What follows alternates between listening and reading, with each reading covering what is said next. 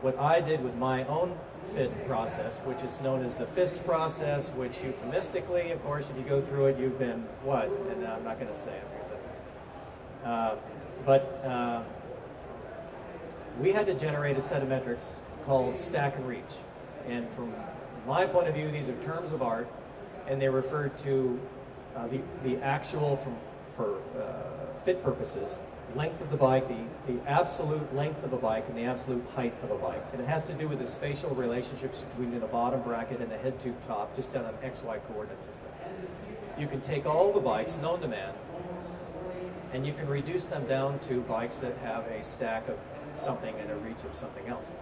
So you can take the output of an XY axis fit bike, you can port the output into a little applet, or you can just take this output and you can compare it to a database which we maintain on slowtwitch.com, both for triathlon and for road race. And you can tell what bikes are going to match the fit coordinates, the output of this fit process.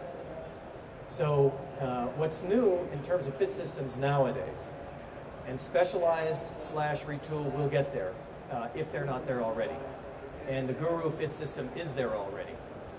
And if you want to be unaffiliated with a bike brand in terms of your fit system, and you want to simply, come to our fit class, have us put you through the program, use any of these XY fit bikes, that process will also output a finished bike solution. And this is what's new about these fit processes now. They're showing up around the floor here and just in general. And you're going to start to get pelted. You are going to, if you think you're getting a lot of robocalls now, wait until all of these fit systems start the hunt, the search, the grab for floor space in your IBDs with their fit studios. Because it's going to be game on. And a year from now, it's really going to be game on.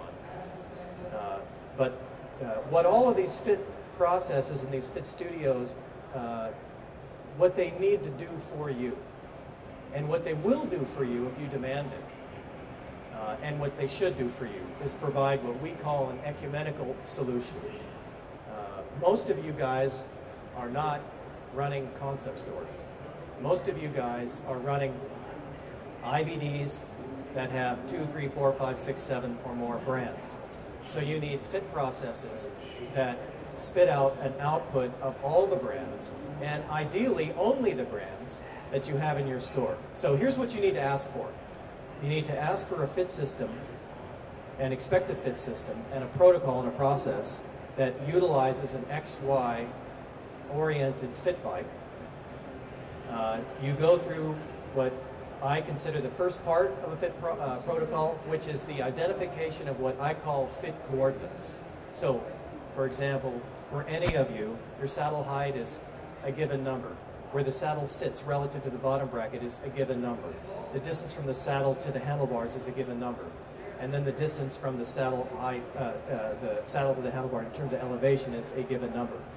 Those 4 fit parameters are what some people call the core 4.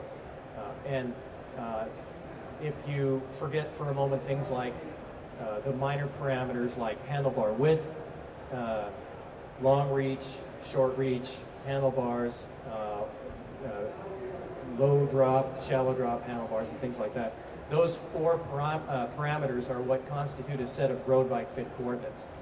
You then need to be able to port those coordinates very easily into some sort of database or applet or something that will spit out complete bike solutions. And what I mean by that is, and I mean with this precision, it is a Trek H2 geometry, Madone 3, 4, 5, whatever. 12 centimeter stem, size 55, stems -8-degree configuration. Factory headset top cap at 12 millimeters, 5 millimeter spacer under the stem. Done. That's a solution. Pinarello Dogma, size 57, 110 stem, -6-degree config, factory headset top cap, 10 millimeters of spacer under the stem. So you need a set of all the bikes in your store that match this rider's fit coordinates. That's the output that you need. If you aren't getting that output, then move on to the next fit system, because that's the state of the art now. So in broad strokes, that's what's out there. I think that where the industry is going is it's going ecumenical. And what I mean by ecumenical is you don't have time to put someone through the Trek system, the Specialized system, the Scott system, the Felt system, the Cervelo system, and the Giant system. You can't spend 2 days putting a rider through 6 different parochial fit processes in order to generate the outputs for all the bikes that you sell. You have time to put them through one fit process and have that one fit process serve to output the results, and I mean complete results, the whole front end, everything, soup to nuts. Likewise, triathlon, same thing. Complete bike, complete fit process, complete output. You should really not have very many questions left after you subject your rider to a process like this. A process like this should take 25 or 30 minutes for road, should take an hour for tri. If it's taking more time than that, then you need to tighten up your protocol, you need to talk less and fit more, or you need to say, no, my fit process includes a lot of education and explanation, so my process takes 2 hours, not 1. But the fit process itself, the mechanics, if you have the right tools, that's what the process should take. It shouldn't take any longer than that. Now, if your fits take 2 hours or 3 hours, I humbly propose to you that there is a new set of tools that needs to be in your store. Now you might say, okay, but I cannot afford a $5, $6, $7, $8, $9, $10, $11, $12,000 fit bike. I understand that. I feel your pain. I would talk to some of these fit bike makers. I would talk to some of these bike brands, and I would find out what the economics are. Some of these companies will sell you fit bikes. Some of these companies will lease you fit bikes. Some of these companies will do business with you on a pay-as-you-fit basis. There's a variety of options out there, and I would select the option that works for you. But I guess in broad strokes, I think that it's game on. I think pressure is on. I think we're moving to a new place in terms of bike fit systems as an industry. I think it's going to apply pressure to bike makers, to saddle makers, to cycling shoe makers, because there's going to be processes in all 3 of those categories at least. We are moving to process-driven transactions. So the sales cycle of buying a road bike, a tri bike, a cycling shoe, a saddle is now moving in the direction of process-driven transactions. I think it's going to apply pressure to the IBDs, but I think it's positive pressure because not only is this new tool set and this new set of protocols going to help design a cleaner, more efficient set of fit coordinates and finished products that match these fit coordinates, but I think it's all of this will conspire to save you an awful lot of time. So I think part of it also you have to ask what your time is worth. If you can figure out exactly the set of bikes that you sell that your customer needs, and you can do it all in a period of 20, 25, 30, 35, 40 minutes, I think that's a big fat time saver. I would finally say this, and then I'll open this up for questions. There are generically 2 different kinds of fit processes out there. And then there are, I guess, is what you might consider sort of an amalgamation of the 2.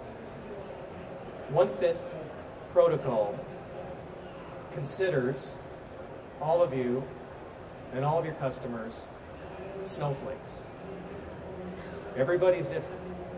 Everybody needs a single, custom, individualized, special, geometric solution. I think Serata was the pioneer of that. And by the way, Serata had the tiger by the tail 20 years ago. It was really the beginning of process-driven transactions. Somewhere along the way, that wonderful process was never leveraged. body geometry has come along and leveraged it and monetized it since.